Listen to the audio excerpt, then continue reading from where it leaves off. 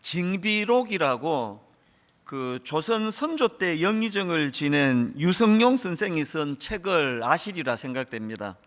이 책은 일본의 침략으로 시작된 임진왜란에 대해서 쓴 책인데요.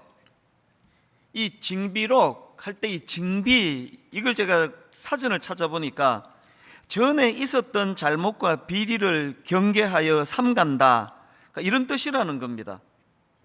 그러니까 이 징비록이라는 이 책은 제목 그대로입니다. 임진왜란의 그 뼈아픈 아픔을 경험 삼아서 왜 이런 비극이 일어났고 어떻게 하면은 다시는 이런 비극을 우리가 겪지 않을 수 있을까, 그런 참 그 피를 토하는 마음으로 쓴 책이 이게 징비록이구나.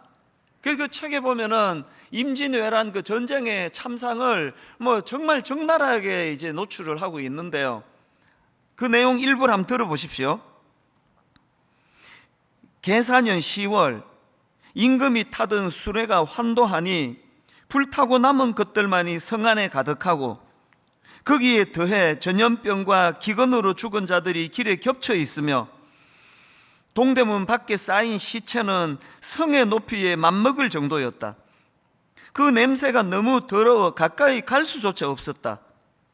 사람들은 서로 잡아먹어 죽은 시신이 보이면 순식간에 가루고 베어 피와 살이 낭자했다.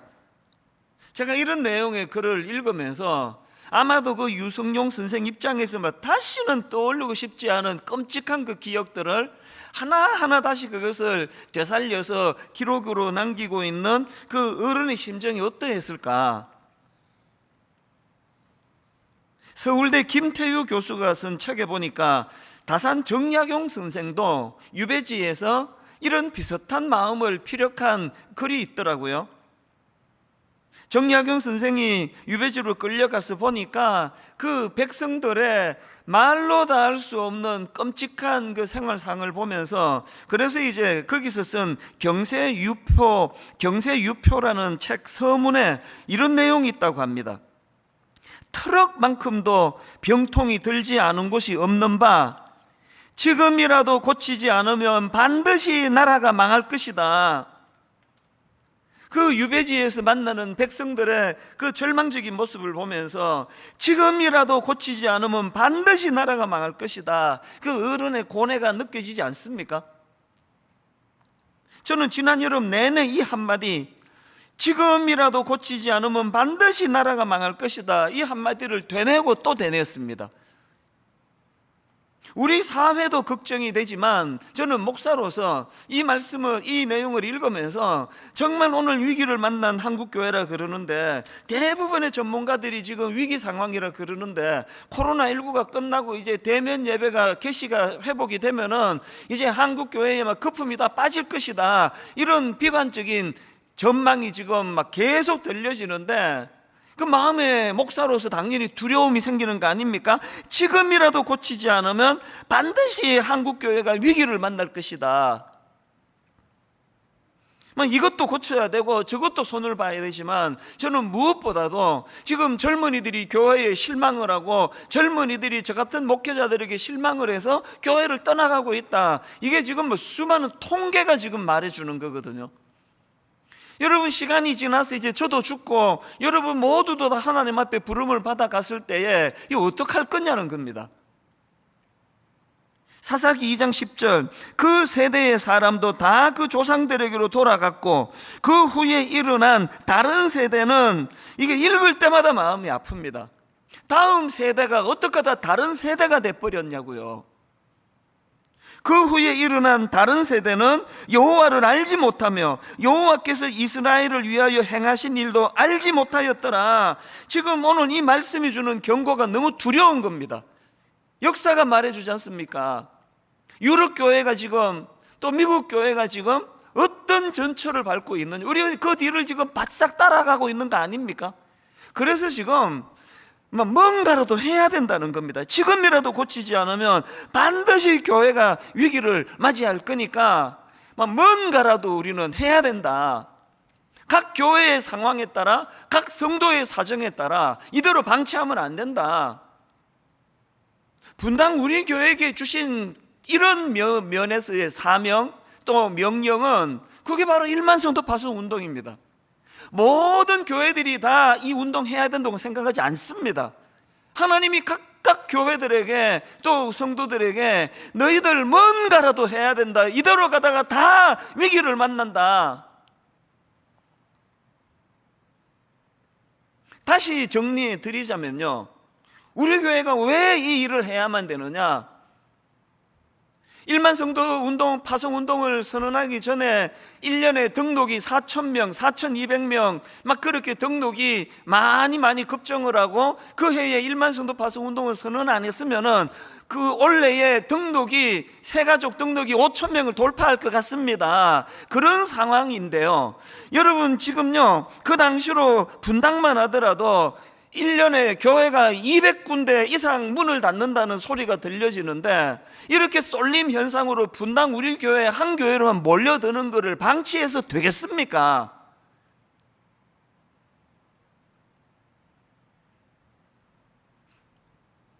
그 그냥 내버려 뒀으면, 담을 공간만 있으면 지금쯤 뭐 5만 명이 모이겠습니까? 6만 명이 모이겠습니까? 그래서 막 교회가 비상, 그래서 그 드림센터 같은 건물 또 매입하고, 좀 있다가 다 찼다, 옆에 그 또 매입하고, 그래야 옳은 거냐고요. 지금 교회가 위기를 만나고 젊은이들이 교회를 떠난다고 한다면, 그래서 그 참 피를 토하듯 쓴 징비록이라는 그 책을 쓴 유승용 선생이나 또 유배지에서 그 경세유표를 쓴 정약용 선생의 지금이라도 고치지 않으면 반드시 나라가 망할 것이다, 이런 절박함이 교회를 향한 믿는 우리에게도 생기는 게 정상 아닙니까? 여러분, 이게 뭐 너무 힘들다, 나한테는 이게 별로 안 좋은 일이다, 이렇게만 생각하는 사안이 아니라는 겁니다. 여러분들이 너무 많이 힘들어 하시니까 저도 그것 때문에 병이 들 정도로 마음이 아팠지만요,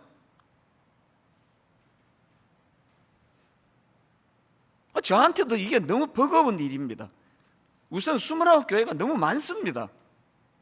막 여름 내내 이 29 예비 단임 목사님 만나갖고는 1시간 대화를 나누고, 저 목사님 만나서 2시간을 대화하고, 그 다음 목사님 만나서 한나절을 다 시간을 다 쓰고, 시간을 쓰고 또 쓰고 또 쓰고 또 써도 역부족이에요. 그 과정에 끊임없이 들려지는 성도들의 상처받았다는 이야기, 아프다는 이야기. 어떤 분은요, 막 우리 성도님 중에 막 이찬수 목사가 미워 죽겠다는 거예요. 그냥 미워요 이게 아니고요, 막 얼마나 거기에 액센트가 들어갔는지 막 미워 죽겠어요. 3주 전에 제가 이번 7월 달에 제가 막 굉장히 아픈 시간을 보냈다 그러니까 더 밉대요. 저렇게 지도 아플걸. 어떤 분들의 얘기를 듣고요, 제가 참 슬펐는데, 이분들이 이런 얘기를 했답니다. 이찬수 목사 쫓아내야 된다, 5,000명 이하로 안 줄면 자기가 사임하기로 약속했으니까 우리 나가면 안 된다. 그래서 나가가지고 5,000명 이하로 줄면 저 사람 어떻게 쫓아내느냐고. 그래서 5,000명 이하로 절대로 줄지 않도록 우리 나가지 말자고, 그런 결의를 하는 이야기를 제가 전해 듣고요, 그것 때문에 막 화가 나고 속상하고 그런 게 아니고요. 여러분 그 옛날 애들 조그만 때 그 병원에 데리고 가서 예방주사 놓으면은 아빠 미워 막 그러잖아요, 울면서. 그 슬픔이 오더라고요. 얼마나 제가 미웠으면 19년 목회하는 동안에 저 이찬수 목사 쫓아내야 된다는 이야기를 제가 뭐 물밑에서는 하셨는지 몰라도 저 생전에 처음 듣는 이야기거든요. 근데 이게 전혀 화가 나고 그러지 않아요. 마음이 아플 뿐이에요. 얼마나 힘들었으면 저런 얘기까지 하시겠느냐. 그래서 제가 병이 든 거 아닙니까? 이 되지도 않을 일을 괜히 벌려가지고 저렇게 성도들 마음 상하게 하고 힘들게 하고, 그렇게 제가 한 거 아니냐고. 그래서 제가 너무 마음이 힘들어서 일시적으로 패닉이 와서 괴로운 시간을 보냈는데요, 그때 하나님 주신 메시지 간단하다고 말씀드렸잖아요. 복잡한 얘기 없습니다. 제가 뭐 이 일을 후회한다고 이게 안 해도 될 일이 아니고요, 이게 뭐 잘 된다고 이것 갖고 뭐 우쭐할 일도 아니고요, 이거는 분당 우리 교회를 향한 시대적인 소명이라는 거예요. 그러면서 이번 여름에 하나님이 저에게 주신 몇 가지 대안이 있는데요, 제가 이번에 이런 부분에 좀 회개를 했습니다. 그게 뭐냐 하니까 하나님께서 이게 네가 후회한다고 이게 안 해도 되는 일이 아니고 뭐 잘 된다고 자랑할 일도 아니고 이거는 너희 교회에 맡겨주신 시대적인 소명이기 때문에 수용해야 된다라고 그렇게 명하시면서 제가 깨달은 말씀이 뭐냐 하면은요, 네가 잘못한 게 뭐냐, 제가 잘못한 게 있습니다. 성도님들한테 계속 당위성만 이게 해야만 된다 이렇게 이야기했는데 그게 잘못됐다는 겁니다. 이번에 받은 대안이 뭐냐, 이제 분당 우리 교회가 1만 수도 파송 운동을 해야 되는데 기왕 해야 된다면 이걸 막 쥐어 짜듯이 하는 게 아니고 이거를 꿈으로 하라는 거예요. 가슴 벅찬 비전으로 이것들을 행하라는 겁니다. 그러면서 여름 내내 너무너무 많은 대안들을 제가 발견하게 됐는데요, 저는 사실 2학기가 시작되는 9월 첫 주 오늘을 막 너무너무 기다렸습니다. 오늘 이 선포를 할 수 있게 되어가지고 얼마나 감사한지 모르겠습니다. 여러분, 이제 1만 수도 파송 운동은요, 너무너무 가슴 벅찬 꿈으로 비전으로 그렇게 우리가 선포하며 나아가게 될 줄로 믿습니다. 그래서 저는요, 이제 이게 창고에 물건 29개 나누는 겁니까? 교회가 얼마나 잘 나누어지느냐 못 나누어지느냐 중요한 게 아니라 이제 너무나 하나님이 기뻐하시는 성경적으로 너무나 좋은 29교회를 세우는 꿈, 이제 이 꿈을 우리가 가져야 된다는 겁니다. 그래서 저는요, 이번 여름에 전 교육자들에게 다 당부를 했습니다. 여러 번 반복해서 당부했습니다. 이제 우리 건강한 교회론을 공부하자고. 신학교 나왔다고 그 이론으로 배우는 그런 교회 이런 것보다도 더 성경적인 건강한 교회는 어떤 교회인가. 그리고 거기다가 어느 공부한 목사님이 그런 얘기 하더라고요. 29 예비 담임 목사님 중에 자기가 이번에 교회론을 공부해 보니까 건강한 교회론은 건강한 목사론이더라. 근데 100% 동의해요. 그래서 제가 우리 교역자들에게 건강한 교회론을 공부하고 건강한 목회자론을 공부하자. 우리 기왕에 목사 되고 전도사 되고 했는데 어떤 목사가 어떤 전도사가 하나님이 기뻐하시는 건강한 목사인지를 우리 같이 좀 공부하자. 그래서 정말 하나님이 기뻐하시는 그 교회, 사도행전이 말하는 바로 그 교회를 한번 우리가 꿈을 가지고 만들어 보자. 제가 여러분께 약속드립니다. 이제 지금 우리 교역자들 지금 스터디 같이 하고 공부하고 있거든요. 이제 정식으로 분립해서 나가기 전에 모든 성도님들이 다 볼 수 있도록 우리는 이제 건강한 교회와 관련한 매뉴얼 북을 만들어서 다 오픈할 거예요. 딴소리 못하도록. 그래서 제가 29 예비 담임 목사님들한테 여러 번 당부했습니다. 꿈을 가지고 우리 건강한 교회를 세우되 모델 하우스 같은 거 말고 보여주기 위해 가지고 하는 이것들은 전부 이게 과장이 들어가고 하니까 모델 하우스 같은 29 교회 말고 정말 하나님이 기뻐하시는 당신들이 살 집 29개를 만들자. 그래서 우리 성도들이 너무너무 기뻐하고 하나님이 영광을 받으시는 그런 교회를 만들어서 수많은 우리 후배 목사님들이 교회에 대한 꿈을 꾸면 여러분 교회를 방문할 수 있도록 당신들이 꿈을 가지고 교회를 한번 지금부터 같이 공부하면서 하나님 은혜를 구하면서 그렇게 기도하자. 여름 내내 지난주 그 전주 건강한 교회에 대한 발제를 하고 그것 갖고 토의를 하고 그런 일들을 지금 하고 있단 말입니다. 여러분 부탁드립니다. 이거 목사들만 할 일 아닙니다. 여러분 다 꿈이 계시잖아요. 우리 생애에 한번 만났으면 하는 그런 교회, 만나 죽기 전에 우리 아들 딸에게 안심하고 물려줄 수 있는 바로 그 교회의 꿈을 여러분들도 꾸시기를 바랍니다. 꿈으로 가는 거예요. 절대로 이거 희생 아닙니다. 그래서 2학기 때 저는요, 여러분들도 공부하셔야 됩니다. 제가 쓴 책 중에 에클레시아라는 이 교회론과 관련된 책이거든요. 저는 제 책 얘기를 꺼내면 막 오글거려가지고 다 아시잖아요. 책 얘기 못 꺼내는데요, 용기를 좀 냈습니다. 이번 2학기에 이 책을 가지고 같이 공부하기를 원합니다.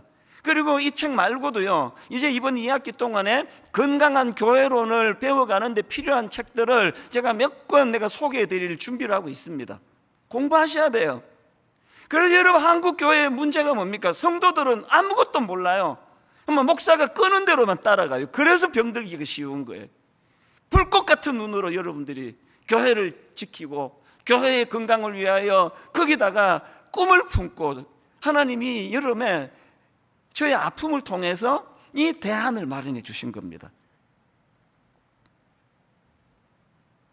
그래서 오늘 우리가 이런 이 본문 말씀을 가지고 이런 각도로 한번 살펴보기 원하는데요, 오늘 본문은요, 사도 바울의 하나님을 향한 기도와 영광송, 이 찬양이 담겨져 있는 내용입니다. 이 말씀을 가지고 저는 우리도 기도해야 되고, 그리고 무엇보다 본문에서 저는 세 가지 대안을 발견을 하는데 이걸 좀 나누고 싶습니다. 첫 번째 대안이 뭐냐? 능력으로 강하게 해달라는 기도를 해야 됩니다. 능력으로 강하게 됨을 구하기. 에베소 3장 16절 본문입니다. 그의 영광의 풍성함을 따라 그의 성령으로 말미암아 너희 속사람을 능력으로 강건하게 하시오며. 여러분, 사도 바울이 제일 먼저 구하는 게 능력 아니면 능력을 좀 주시기 원합니다. 근데 이 능력이 어떤 능력이냐? 그냥 타인들에게 과시하기 위한 외적인 능력, 어마어마한 능력, 이거 아닙니다. 사도 바울이 구하는 능력은요, 속 사람의 강건함, 마음을 강건하게 해달라는 겁니다. 이 마음의 강건함, 유혹이 많은 이 세상을 살아내려면요, 저나 여러분 이렇게 약해가지고는 안 됩니다. 마음이 더 강해져야 돼요.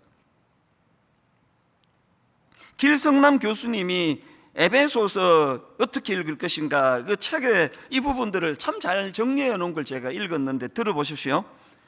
마음이 약한 그리스도인은 자기 욕심을 제어하지 못하며 우유부단하여 죄의 유혹에 쉽게 굴복하고 시험과 고난 앞에 무력하게 무너진다. 자기 욕심대로 살고 죄의 유혹과 시험에 쉽게 넘어지는 성도가 어떻게 그리스도의 몸을 세울 수 있으며 어떻게 이방 사회에서 거룩한 삶을 살 수 있겠는가?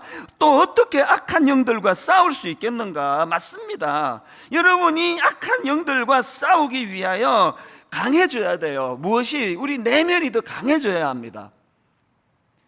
D.A. 카슨 목사님이 바울의 기도라는 책을 썼는데요, 그 책에서도 이 속사람의 강건함이 뭔지를 잘 설명했는데요, 들어보십시오. 속사람의 강건함이란 뭐냐? 거룩해지는 능력, 말과 생각과 행동으로 그리스도를 철저하게 기쁘시게 하는 능력, 도덕적 각오를 굳히는 능력, 삶 속에서 하나님께 정직하게 감사하는 능력, 겸손해지는 능력, 분별하는 능력, 순종하고 신뢰하는 능력, 예수 그리스도를 점점 더 닮아가는 능력이다. 여러분, 이런 담대한 내면을 하나님께 구해야 될 거 아닙니까?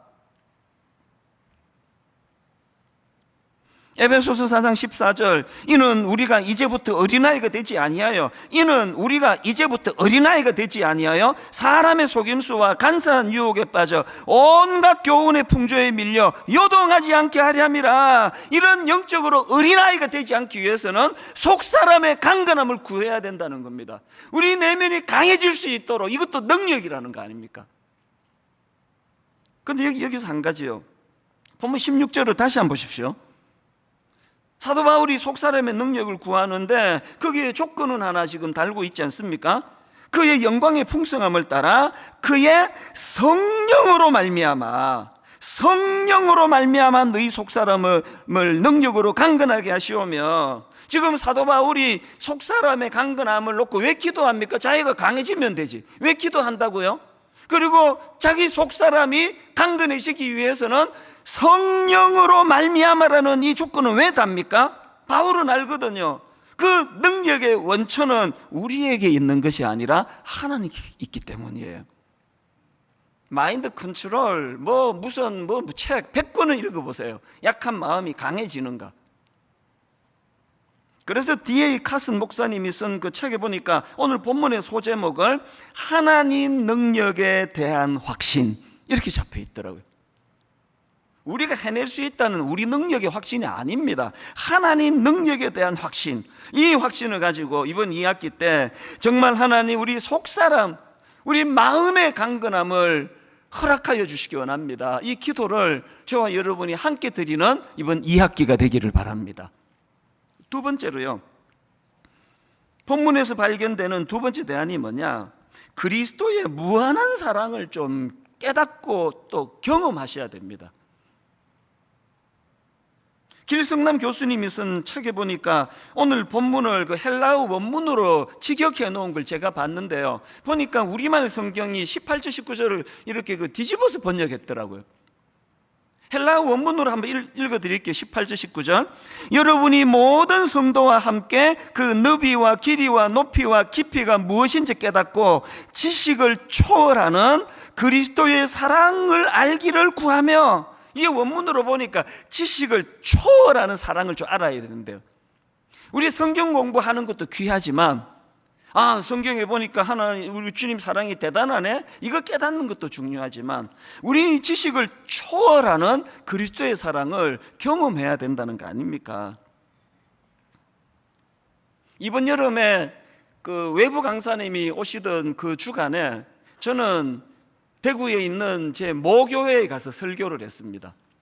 저는 이제 이 코로나19가 터지면서 이제 성도님들이 완전한 대면 예배가 이루어지기 전까지는 나 외부 집회 안 간다 마음으로 그렇게 결심을 하고 지금까지 한 번도 허락한 적이 없습니다. 그러나 제 모교회가 이번에 70주년이라는데, 그래서 이제 가을에 제가 못 가니까 이번에 설교가 없는 날 가서 이제 말씀을 전해달라는 그 너무 기쁜 마음으로, 또 이게 내게 얼마나 영광입니까? 그래서 이제 내려갔는데요, 그게 7월 마지막 주 토요일이에요. 차를 몰고 이제 내려가고 있는데요, 바로 그 전주에 하나님이 날 잡아가지고 저를 흔들어 놓으신 거예요. 그래서 주일 예배 딱 1부밖에 설교를 못하고, 그리고 막 머리가 깨질 듯이 아프고 막 잠이 안 오고 불면증, 하여튼 제가 잠이 안 온다면 이건 어마어마한 사건이에요. 그런 너무나 힘든 상황에서 차를 몰고 내려가는데요, 지금 이제 한 달쯤 지난 그때를 떠올리면요, 이게 딱 이 색깔이에요. 그 흑백 영화의 잿빛, 딱 이 느낌이에요. 그 생각하면. 그래서 이게 뭐 지금 차를 몰고 뭐 내가 지금 부산으로 가고 있는지 광주로 가고 있는지 암담하던 그런 상황이에요. 그리고는 이제 숙소에다가 짐을 풀고, 그때가 7월 마지막 주니까 막 엄청 더울 때거든요. 습기가 많고 무조건 나왔습니다. 너무 답답하니까. 그래서 이제 한참을 걸었죠. 한참을 걸고, 그리고는 이제 국밥 한 그릇 먹고 그렇게 하고 이제 숙소에 들어왔는데요, 뭐 씻지도 않고 뭐 아무도 없고 그러다 보니까 침대에 털썩 누웠는데 그대로 잠이 든 거예요. 너무 답답하고, 몸은 이제 목요일 설교하러 내려왔지만 이게 지금 어떻게 되는 건지 이제 뚫고 갈 힘도 없고 너무너무 힘든 그런 시간을 보냈는데, 새벽 2시 좀 넘어가지고 눈이 떠진 겁니다.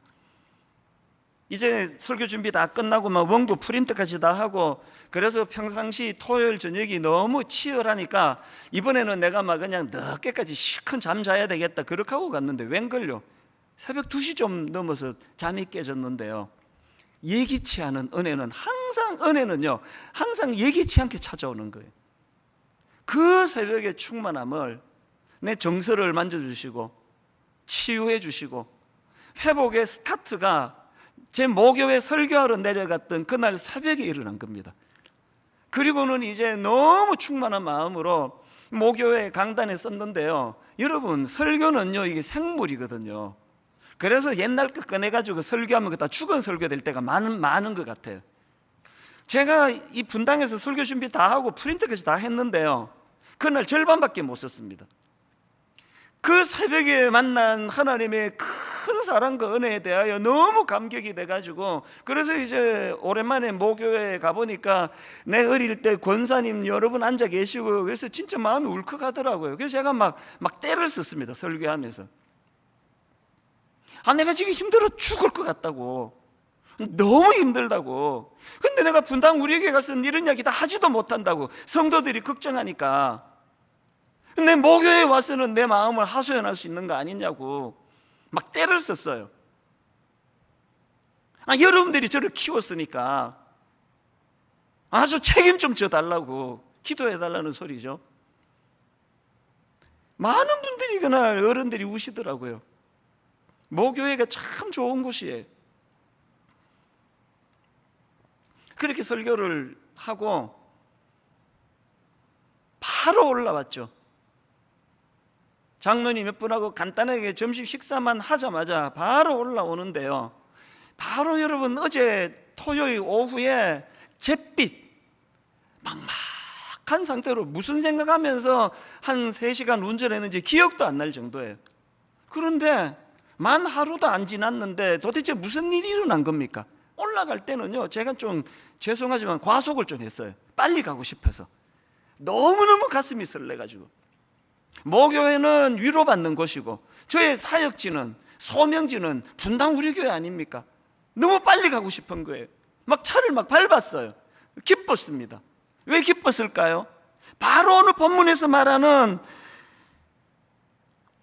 지식을 초월하는 그리스도의 사랑을 어제 경험했기 때문에요. 단번에 회복이 되고 단번에 치료가 일어나며 그 너비와 길이와 높이와 깊이가 무엇인지 깨닫고 이걸 경험한 어제 시간을 보냈기 때문에, 그래서 저는요 지난주 내내 너무 제가 그 묵었던 호텔을 가보고 싶은 겁니다. 너무너무 가보고 싶은 거예요. 막 어제도 막 가고 싶은 충동이 생기고 그 전날도 그랬고. 왜? 그 크신 그리스도의 사랑을 경험한 장소니까요. 그 가보고 싶은 겁니다. 여러분, 힘드신 여러분, 여러분에게 주님과 이런 추억의 장소가 있습니까?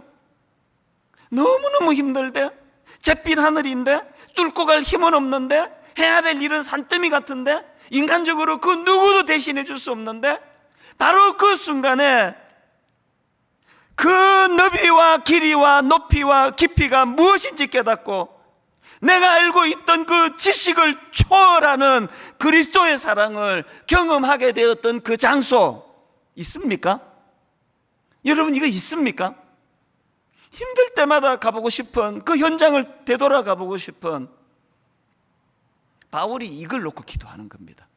주님, 내가 지식적으로 아는 그것을 뛰어넘는 그리스도의 사랑을 내가 좀 알기를 원합니다.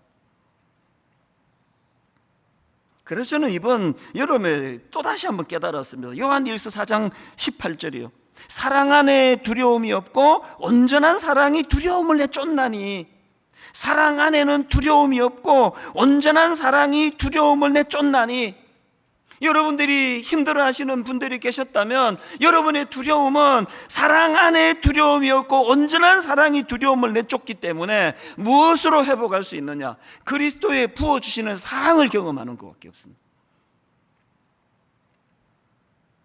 그 이후로 제가 받은 십자가 사랑이 고린도후서 5장 14절, 그리스도의 사랑이 우리를 강권하시는도다.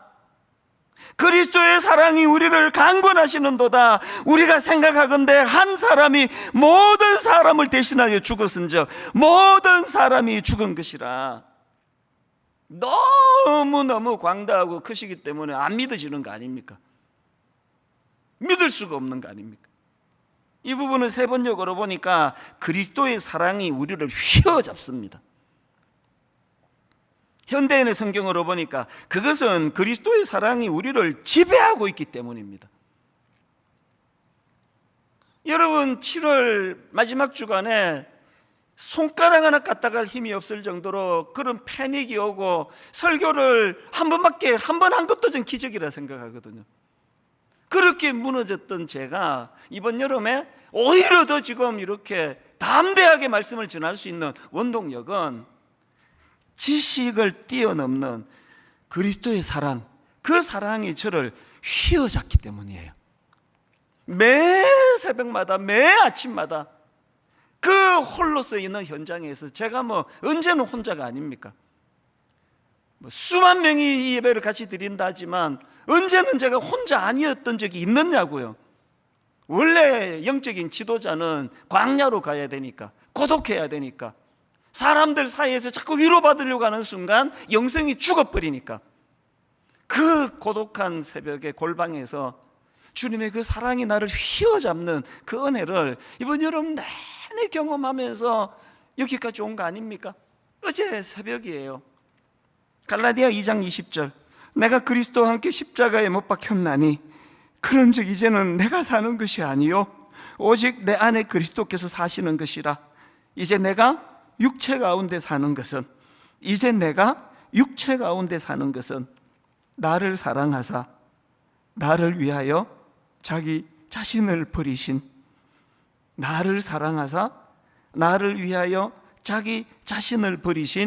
하나님의 아들을 믿는 믿음 안에서 사는 것이라. 어제 새벽에도 그리스도의 사랑이 저를 휘어잡으셨어요. 그리스도의 사랑이 우리를 지배하고 있는 한 두려움은 없습니다. 나를 위하여, 나를 사랑하사 나를 위하여 자기 자신을 버리신, 여러분, 우리 지식을 뛰어넘는 그리스도의 사랑을 이번 2학기 때 구하고 맛보고 누리게 되시기를 바랍니다. 여러분의 두려움은 눈 녹듯 사라지게 될 줄로 믿습니다. 마지막 세 번째로요, 본문에서 발견하는 세 번째 대안이 뭐냐? 하나님의 위대하심을 선포하자는 거예요. 하나님의 위대하심. 바울이 19절까지 해서 소원을 담은 기도를 드린 후에 바로 연이어서 하나님의 위대하심을 선포합니다. 20절 21절입니다. 우리 가운데서 역사하시는 능력대로 우리가 구하거나 생각하는 모든 것에 더 넘치도록 능히 하실 이에게 교회 안에서와 그리스도 예수 안에서 영광이 대대로 영원 무궁하기를 원하노라. 아멘. 저는요, 이번 여름에 일시적으로 패닉이 오고 마음이 무너졌을 때 하나님이 두 가지 대안을 주셨어요. 하나는 앞에서 말씀드렸죠. 건강한 교회를 향한 꿈을 가지라는 거예요. 억지로 하는 거 말고 일생에 한번 건강한 교회를 세우고야 말겠다, 이것을 놓고 하나님께 은혜를 구하겠다, 이 꿈을 가지는 것이 대안이었고요. 두 번째가 이거예요. 성도님들이 이걸 전하라. 너 자신도 그렇게 해라. 그 얕은 데서 말이에요. 이게 나한테 좋은 일인가? 이 나쁜 일인가? 가는 게 좋아? 안 가는 게 좋아? 그런 얕은 곳에서의 찰싹거림이 아니라 더 큰 그림으로, 더 원대한 그림을 보면서 이번 2학기는 여호와 하나님의 위대하심을 선포하는 한 학기가 되라. 이게 하나님이 주신 대안입니다. 이번 여름에 에베소서를 묵상했는데요, 여러분이 아시지만 에베소서는 바울이 감옥에서 쓴 편지 아닙니까? 사실 저는요, 부끄러울 때가 많습니다. 특히나 젊은 시절 30대 40대를 돌아보면은요, 설교 그거 순항틀이에요. 막 그냥 여기저기 그냥 그렇다니까 주석 보고 그렇게 적어가지고 이게 뭔 뜻인지도 모르고 설교한 적이 되게 많았던 것 같아요. 에베소서를 가지고 설교를 한두 번 했습니까? 이번에 절실했던 게요, 제가 그냥 조금 힘들어 보니까 사도 바울의 심정이 막 너무 느껴지는 겁니다. 사도 바울의 고난이 저 정도입니까? 이미 수없이 그냥 두들겨 맞고 복음 전하다가 수없이 오해당하고 막 믿는 동역자들조차도 사도 바울을 모함하고, 그래서요 감옥에 안 가도 지금 그렇게 상태에 빠질 바울 같아요. 그런데 또 감옥에 들어갔단 말이에요. 얼마나 수치스럽겠냐고요. 그 조롱하는 원수들이 얼마나 그것 갖고 비아냥거리겠냐고요. 잘난 척 하더니 별 수 없네. 하나님이 자기를 그렇게 사랑한다면 감옥에 왜 가? 감옥에서 바울은요, 그 수치심으로 견딜 수 없을 것 같은데 놀랍게도 바울에게는 그런 위축됨이 없는 겁니다. 우리는 조금만 뭐가 있어도 흔들리고 위축이 되는데, 그래서 제가 에베소서를 왜 사도 바울은 그렇게 위축되는 게 없느냐, 이 기준을 가지고 읽다가 발견한 게 있습니다. 제가 바울에게 이번에 또 배운 거 있는데요, 잘 들어보세요. 여러분, 상처받지 않을 비결을 내가 바울에게 배우는데, 여러분 상처받고 싶지 않으세요? 상처받고 싶지 않으면 너무 자기 자신에게 집중하지 않는 거, 이게 상처를 피하는 비결이더라고요. 자, 보십시오. 이런 관점으로 에베소서를 딱 펼치면 첫 마디가 이겁니다. 에베소서 1장 1절, 하나님의 뜻으로 말미암아 그리스도 예수의 사도된 바울은, 대부분의 바울 서신이 다 이렇게 시작을 하는데 지금 감옥에서도 흔들림 없이 맨 먼저 고백하는 게 하나님의 뜻이에요. 하나님의 뜻. 그리고는 3절에 보니까 찬송하리로다. 본론으로 들어가 첫 말씀이 찬송하리로다예요.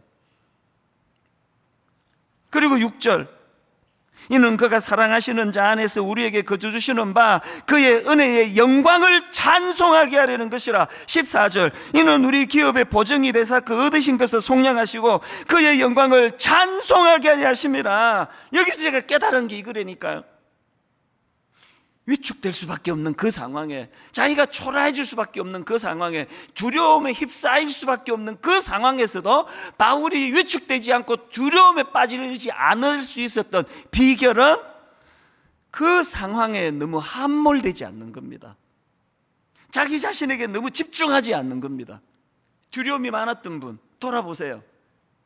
일만성도 파수 운동 이후에 난 어떻게 되는 거야? 우리 가정은 어떻게 되지? 저 목사, 내가 29 목사 중에 한 교회로 가야 되는데 내가 믿을 수 있나? 그게 두려움을 만드는 거거든요.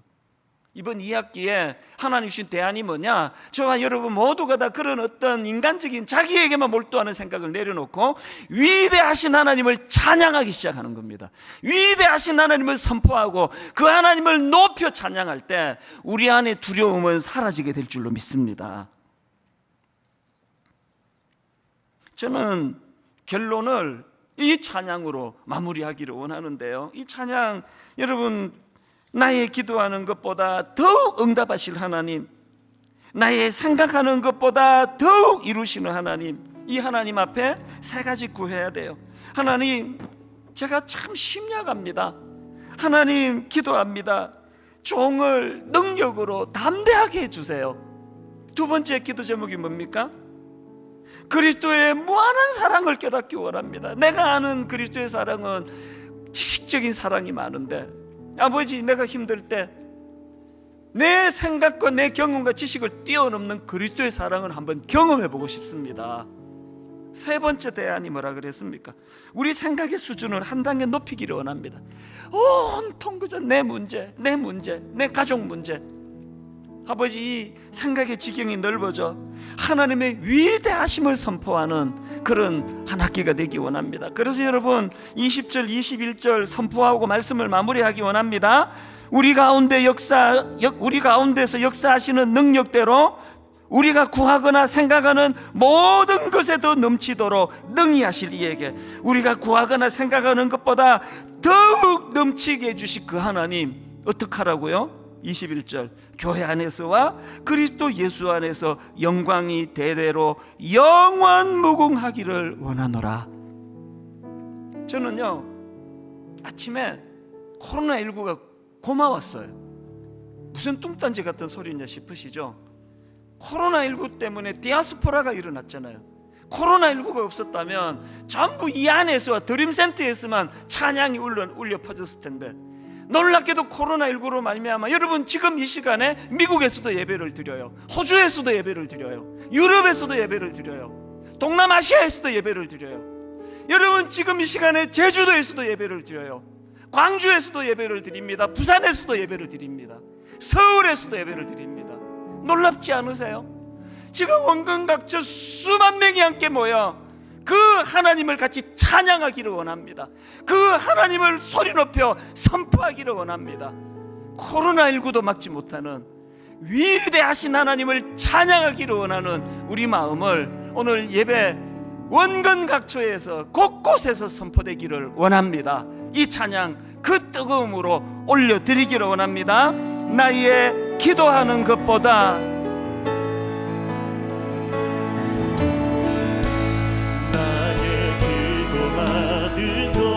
여러분 이거 믿으십니까? 더욱 응답하실 하나님, 나의 생각하는 것보다 더욱 이루시는 하나님. 그래서 우리 가진 확신, 우리 가운데 역사하신 능력대로 우리들의 간구함을 넘치도록 생각하신다고요? 능히 하실 주님께 온 우리의 심령이 주님을 찬양합니다. 모든 영광과 존귀 찬양과 경배를 돌릴지어다. 모든 영광과 존귀 찬양과 경배를 돌릴지어다. 다시 한번 선포합니다. 나의 기도하는 것보다 확신을 가지고 선포합니다. 더욱 응답하실 하나님, 나의 생각하는 것보다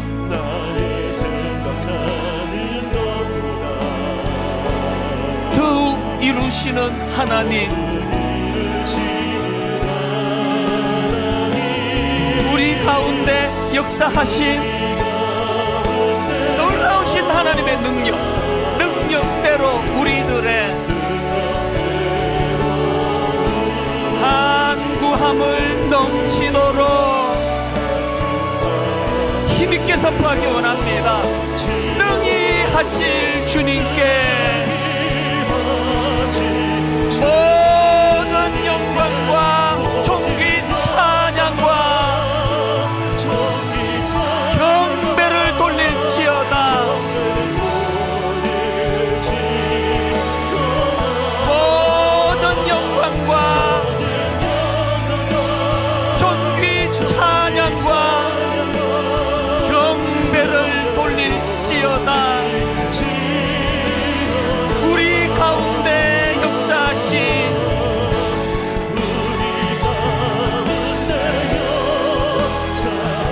능력대로 우리들의 간구함을 넘치도록 능히 하실 주님께 그 하나님 우리가 찬양합니다.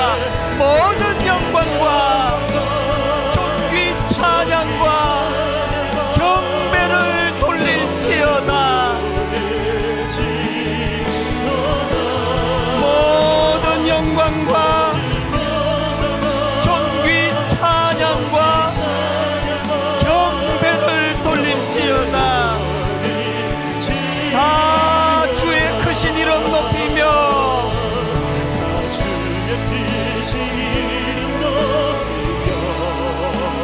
우리에게 행하신 위대한 일 감사하세. 오 주의 신실하신 그 사랑, 온 땅과 하늘 위에 계셔 홀로 영원하신 이름. 여러분 다시 한번 그 하나님을 찬양하기 원합니다. 다 주의 크신 이름 높이며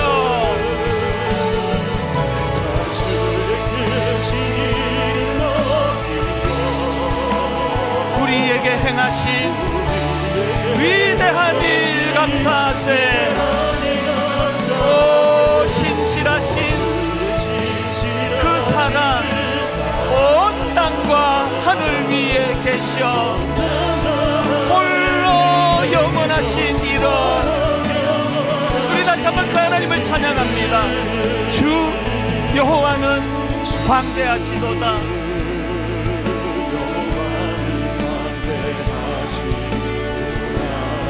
그 거룩한 하나님 성에서 우리가 해야 할 일 찬양할지어다.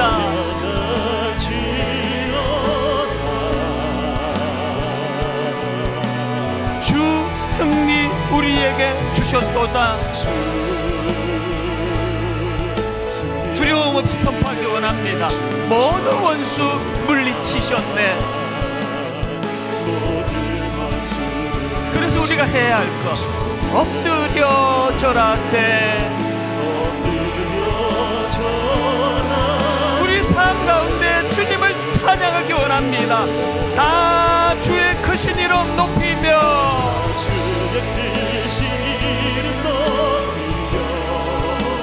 우리의 우리에게 행하신 위대한 일 감사하세. 오 주의 신실하신 그 사랑 온 땅과 하늘 위에 계셔 홀로 영원하신 이름. 우리 다 자리에서 일어나셔서 이 하나님을 찬양합니다. 다 주의 크신 이름 높이며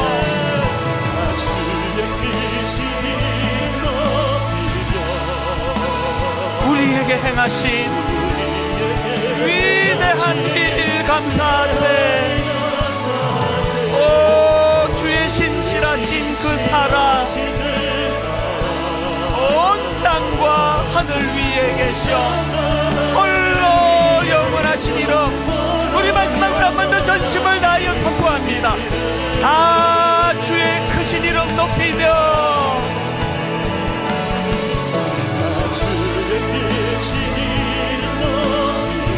우리에게 행하신 위대한 일 감사하세.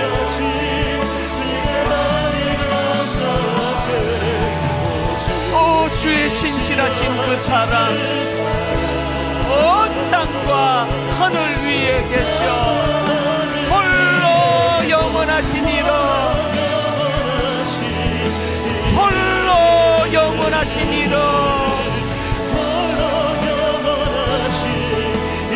홀로 영원하신 이름.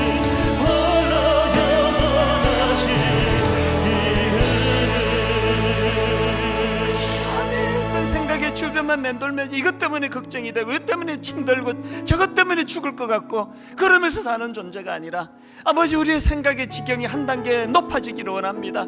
그 광대하신 하나님을 찬양하기 원합니다. 아버지 우리가 구하는 것보다 능히 부어주실 더 크게 부어주실 그 하나님을 믿음으로 나아가기를 원합니다. 내 문제에만 함몰되지 않기 원합니다. 하나님의 영광을 찬양하며 나가기 원합니다. 주신 말씀 그대로 붙잡고 통성으로 같이 기도하기 원합니다. 하나님 아버지 은혜의 자리로 인도해 주시니 감사합니다. 하나님 아버지 일만 싶어서 운동해 주시니 대한 오 하나님 아버지 신실하신 하나님 그 하나님의 이름을 높여드리기 원합니다. 사도 바울이 하나님 아버지 그 감옥 속에서 두려움에 빠지지 않을 수 있었던 것 자기 자신의 문제에 함몰하지 아니하는 그 감옥에서도 하나님의 뜻을 살피고 찬송하리로다 찬송하리로다. 우리 자신에게 지나치게 몰두하면 그것이 두려움의 원인이 된다는 것 깨닫게 하셨사오니 하나님 우리 생각의 지경이 한 단계 높아지기를 원합니다. 우리 기도 제목이 한 단계 높아지기를 원합니다. 내 생각의 아버지여 한 단계 높아진 그리스도를 바라보며 나아가기를 원합니다. 우리 두려움에 실체를 파악하게 해주시고 상황 안에는 사랑 안에는 두려움이 없고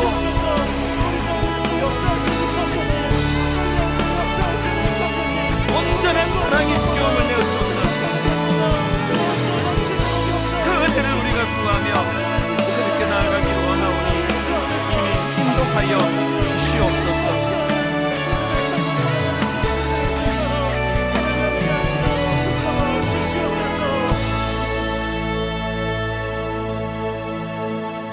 그리스도의 사랑이 우리를 강권하시는도다. 우리가 생각하건대 한 사람이 모든 사람을 대신하여 죽었은즉 모든 사람이 죽은 것이라. 그리스도의 사랑이 우리를 휘어잡습니다. 그것은 그리스도의 사랑이 우리를 지배하고 있기 때문입니다. 사랑 안에 두려움이 없고 온전한 사랑이 두려움을 내쫓나니 두려우면 형벌이 있습니다. 두려워하는 자는 사랑 안에서 온전히 이루지 못하였느니라. 내가 그리스도와 함께 십자가에 못 박혔나니 그런즉 이제는 내가 사는 것이 아니요 오직 내 안에 그리스도께서 사시는 것이라. 이제 내가 육체 가운데 사는 것은 나를 사랑하사 나를 위하여 자기 자신을 버리신 하나님의 아들을 믿는 믿음 안에서 사는 것이라. 이번 2학기 주님이 주신 이 지침대로 하나님 꿈으로 이 일을 행할 수 있도록 하나님 주신 지침대로 얕은 내 생각에 머무는 것이 아니라 위대하신 하나님을 선포하고 찬양하는 이번 2학기가 되도록 인도하여 주시고 오늘 그 기쁨을 맛보게 하여 주시옵소서.